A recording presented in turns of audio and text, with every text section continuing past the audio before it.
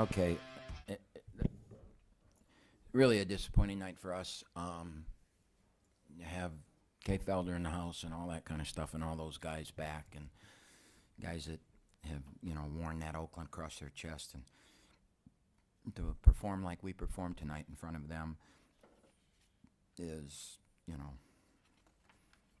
obviously our coach didn't have us ready to play, and in such an important game as this, when your team's not ready to play, you have to look at your coach and say, what the hell's going on?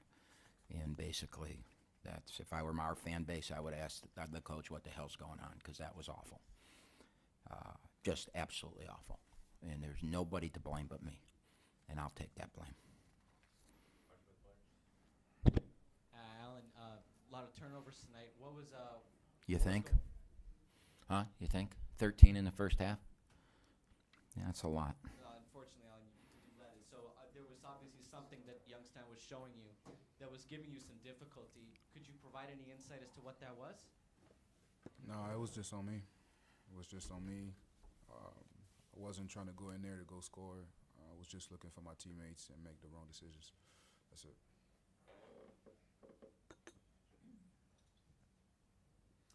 Baru, just a little bit more on that. I mean, it was that first half, like it was so tough. It seemed like balls went off fingertips and things like that. Like what was the issue there as far as running the offense in the first half? It was just concentration issues, really. I mean, there's no excuse for not catching a ball if it's thrown to you.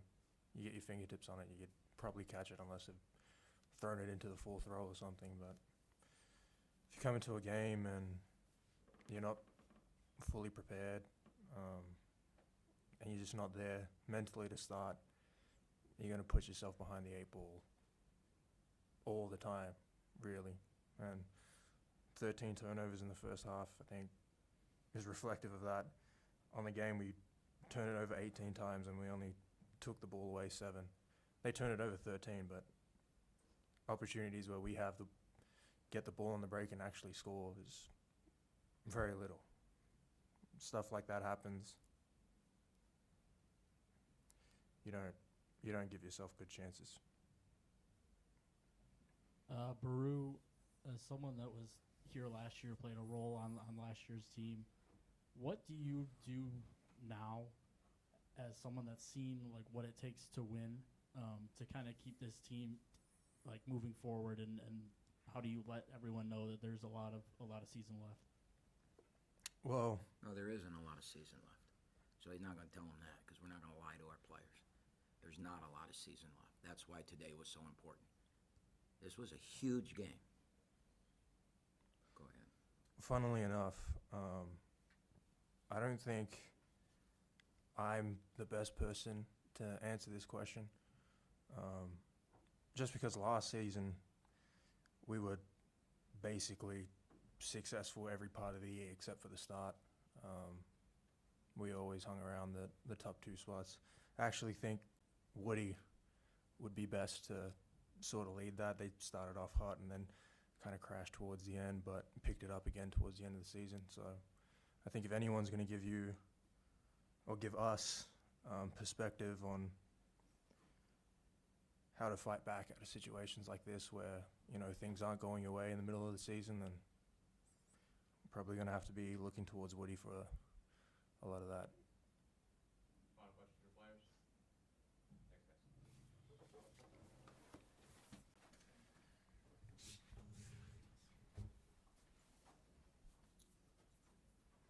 Coach, it's been 5 straight halves of basketball where it seems like one player on the opposing team takes over. Just how do you continue to, motivate your players and, structure your tactics so that one player doesn't take over and you can, kind of make it life difficult for him?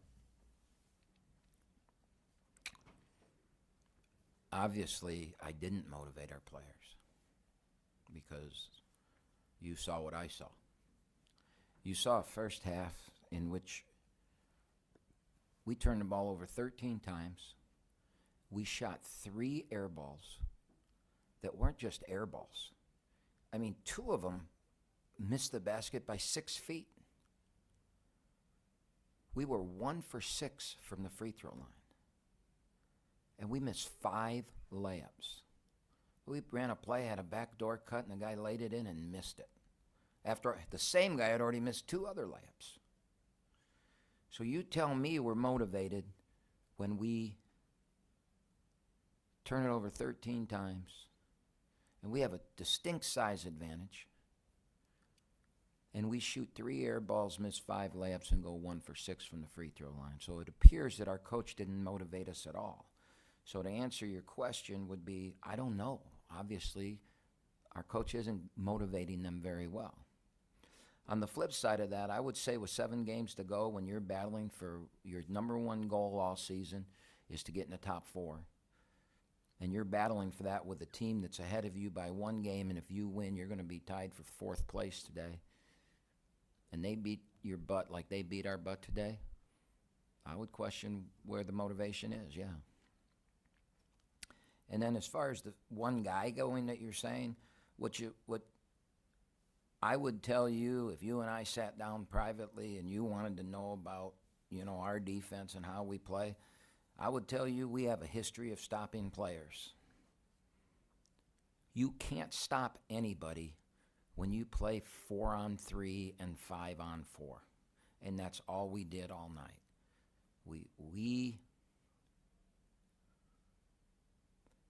When you turn the ball over and you shoot air balls and you brick shots the way we were bricking shots, it leads to runouts. It leads to odd man rushes.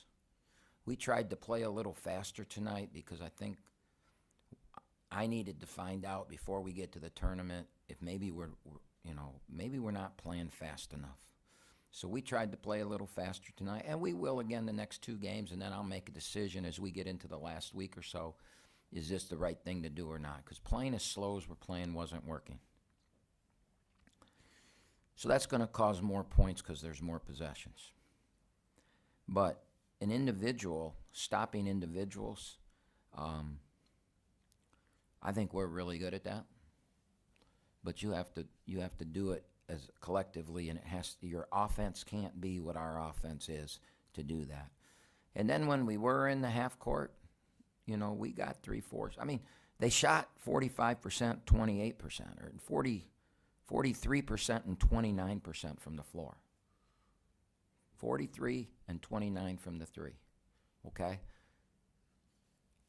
In the half court, what happened late in the game, and somewhat earlier, is they did some things to us the first time, and we did a really good job of taking that stuff away, and then they just took the ball and drove it. And again, when you're not motivated and you don't have energy and you're playing a half step, a guy's going to beat you off the dribble, and that's what they did. Especially number 3 on their team's a left-handed driver. The 2 times we sent him right, he couldn't score. Wouldn't you think you'd want to send him right every time? No, we're just going to let him drive left and lay it in. And one guy's going to do it and get take out of the game. The next guy's going to go in and he's going to do the same thing and go, my bad. That's a recipe for losing. That's a recipe for a kid getting 20-some points. So basically, it's a long answer to your question, and there is no answer to it because our DNA is people. Good players don't have big games against us. Role players do because we'll take the good player away, and a role player, we're not perfect. We lose games and we give up points, but like everybody else in the country. But that's usually how it works here. We've been really good on defense all year until the last 2 games, and our defense has been awful, but it's been fueled by bad offense. The result probably dampened the mood a little bit, but can you expand on what it means for Kay to be up on the wall now? Well, I'm the happiest guy in America that he got his degree, went on his own and did it, and surprised me doing it, and I'm sure you all read the story and everything, how we'd bashed over a lot of things because more than anything in the world, I wanted his name up there. I don't think there's a guy up there that deserves it more than him. I mean, what he did for Oakland University I believe that Keith Benson's the most dominant player we ever had. Kendrick Nunn's the best pro probably we ever had. But Kay Felder was the most dynamic, what he did for Oakland University and our brand name, I mean, for 2 years, his freshman year, everybody found out about him, but for 2 years, if you turn Sports Center on, Oakland was on it. I mean, he's an All-American. I mean, we beat teams that you're not supposed to beat. We took the #1 team in the country to overtime in front of the largest crowd on TV in history. Not in history, but for Oakland until the Kentucky game. What he did for this university, you can't put the money, you can't monetize it, you can't, I mean, he was the face of this school for a couple years, and the face was all over the country. So he deserves to be up there, but we have rules. He understood the rules, and he got there, and I'm the happiest guy in America that he's up there tonight, and I didn't get to see it, obviously, but I hope it was really good, and I'll talk to him later tonight and find out how he feels, but somebody told me walking up that he was very emotional, and you know, so that's all I wanted. I wanted him to have his night because he deserves it, so I hope that answers your question. Camp, what's the next couple of days look like for the program? What's the plan? Well, you know, we get the bye this weekend. It probably is coming at a really good time. So we'll take tomorrow off, and then we'll come back on Saturday, and we'll have a pretty good practice. We don't play until Wednesday, so we'll be able to have a real practice on Saturday.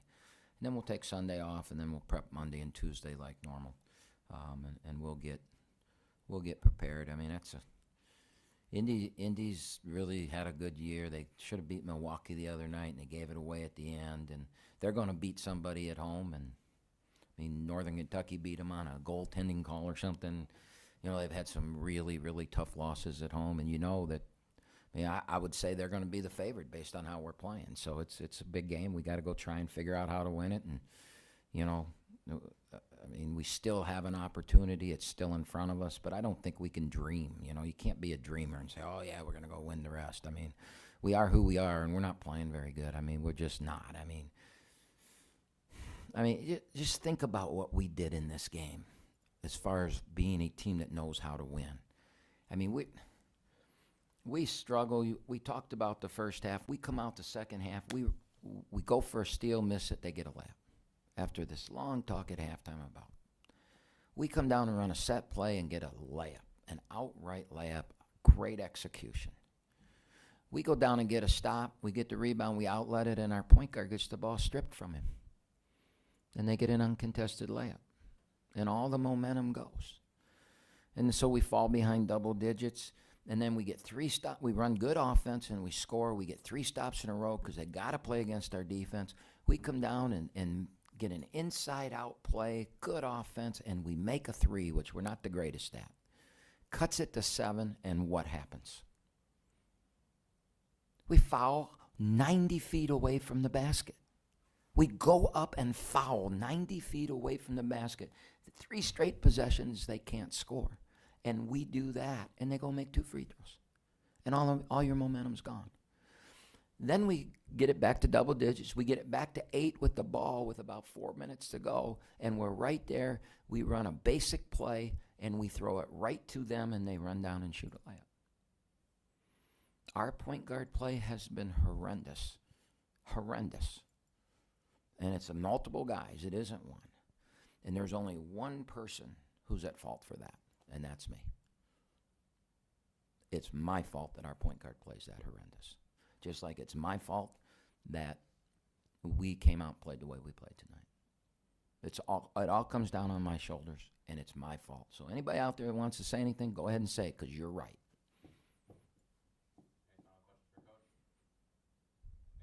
All right.